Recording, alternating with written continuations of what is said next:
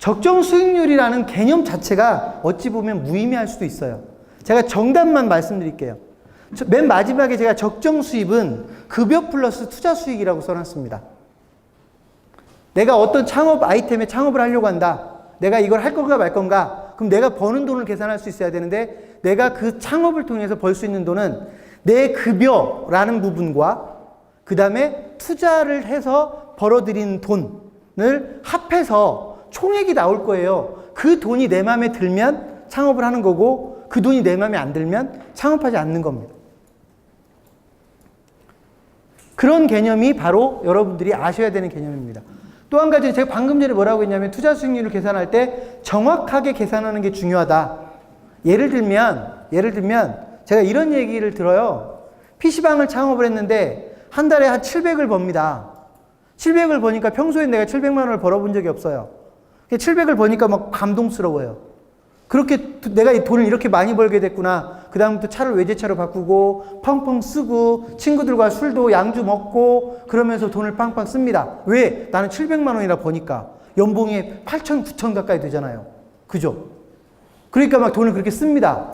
근데 나중에 알고 봤더니 PC방을 내가 더 이상 안 해야 되겠다고 생각하고 PC방을 그만두려고 했더니 내가 PC방에다 투자한 돈 5억 중에 남아있는 돈은 2억밖에 없더라.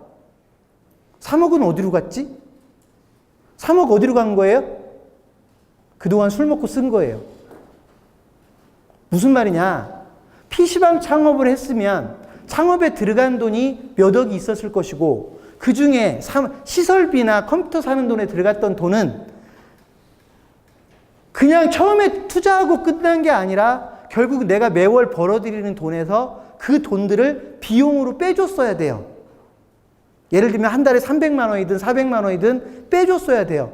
내 호주머니에 700만 원이 들어왔지만 실제로는 700만 원 중에 3, 400만 원은 돈으로는 안 나가지만 내가 창업할 때 들어간 돈이니까 별도로 비용으로 빼주면서 아 내가 지금 300만 원밖에 못 벌고 있구나를 알았어야 되는데 호주머니에서 돈이 안 나간다고 해서 그 돈을 전부 내가 버는 돈이라고 생각했어요. 그런 걸 뭐라고 표현하냐면 감가상각이라고 표현해요. 감가상각비. 돈으로는 안 나가는데 그걸 이익이라고 계산해버리면 완전히 착각에 빠지게 된다.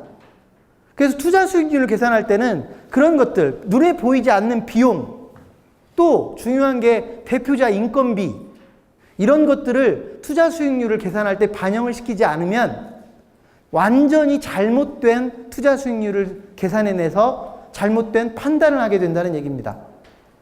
이해되셨습니까?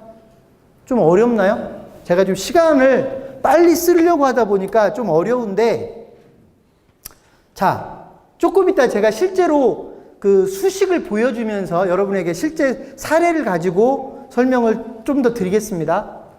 실제 여러분들이 창업 자금에 대한 의사결정을 할 때는 결국 얼마만큼의 돈이 필요하고 필요한 돈 중에 몇 프로를 내 돈으로 할 거며 몇 프로를 어디선가 빌려올 거냐, 그리고 그 돈을 투자했을 때 내가 돈을 얼마나 벌 수 있는 거냐, 수익성 분석을 통해서 이런 것들을 통해서 여러분들이 의사결정을 최종적으로 할 수 있어야 된다라고 하는 부분을 좀 말씀을 드리겠습니다.